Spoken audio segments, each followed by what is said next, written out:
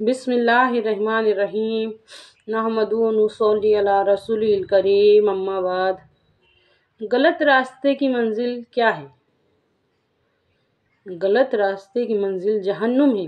اگر ہم کو اس بات کا یقین ہو جائے نا، یقین اگر پیدا ہو جائے نا، تو بات ہمارے سمجھ میں اچھی طرح سے آ جائیں گی۔ سیدھے راستے کی اہمیت، اس کی ویلیو ہم کو اچھی طرح سے سمجھ میں آ جائیں گی۔ اگر یہ بات کا یقین ہو جائے کہ غلط راستے کی منزل جہنم ہے۔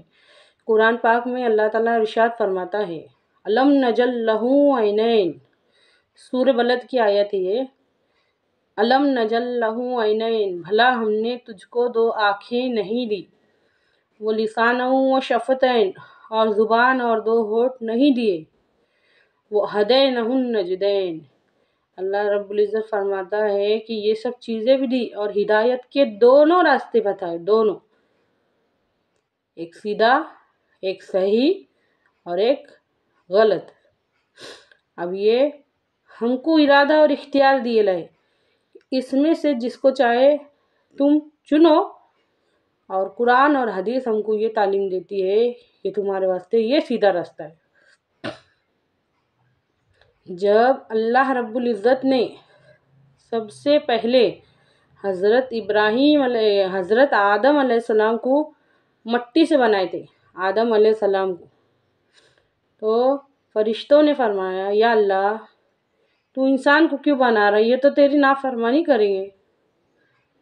تو اللہ رب العزت نے فرمایا، جو میں جانتا ہوں وہ تم نہیں جانتے۔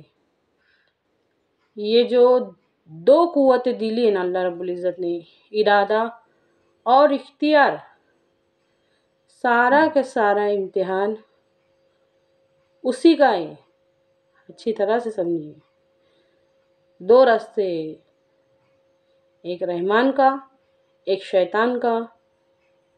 ایک کا پتہ بتانے والے نبی صلی اللہ علیہ وسلم، دوسرے کا پتہ بتانے والے شیطان، ہمارا نفس، نظام باطل، شیطان اور اس کی ذریت۔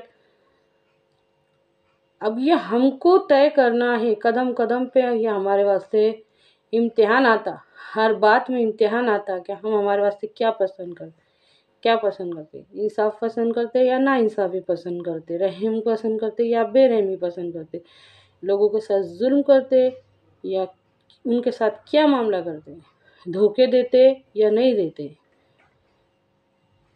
ہر وقت ہر قدم قدم پہ انسان کے واسطے دو راستے رکھے رہتے۔ ارادہ اور اختیار ہم کو صحیح کام میں لگانا ہے، اور اس کی رہنمائی کرنے کے واسطے قدم قدم پر ہر چیز کی رہنمائی کرنے کے واسطے، سیدھا راستہ دکھانے کے واسطے ہمارے نبی صلی اللہ علیہ وسلم کی تعلیمات، قرآن پاک کی تعلیمات، قرآن پاک ہمارے نبی صلی اللہ علیہ وسلم پر ہی نازل ہوا ہے کہ اے نبی، اس کے ذریعے سے دعوت دو، اس کے ذریعے سے سکھاؤ لوگوں کو۔ اچھی طرح سے سمجھیے اس بات کو۔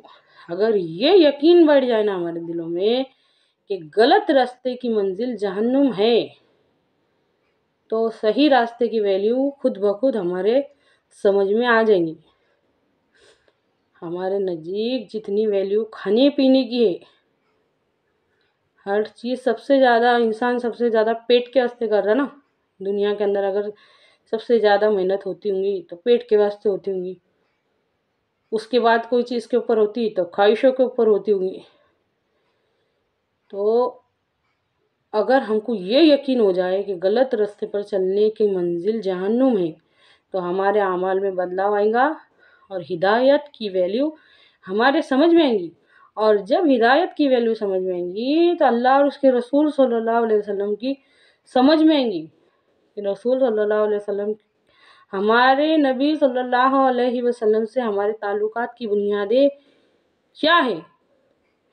ہم کو ہدایت کا راستہ بتانے کے واسطے بھیجے گئے ہمارے نبی صلی اللہ علیہ وسلم۔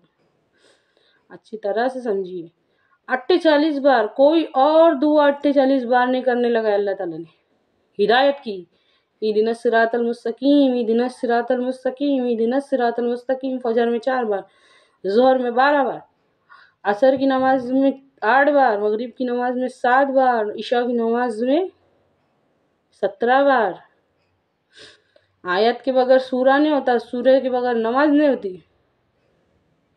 اتنا پسند ہے اللہ تعالیٰ کو وہ جملہ، اس کے بندے کی زبان سے سننا، ہم کو سیدھے راستے پر چلا، ہم کو سیدھے راستے پر چلا۔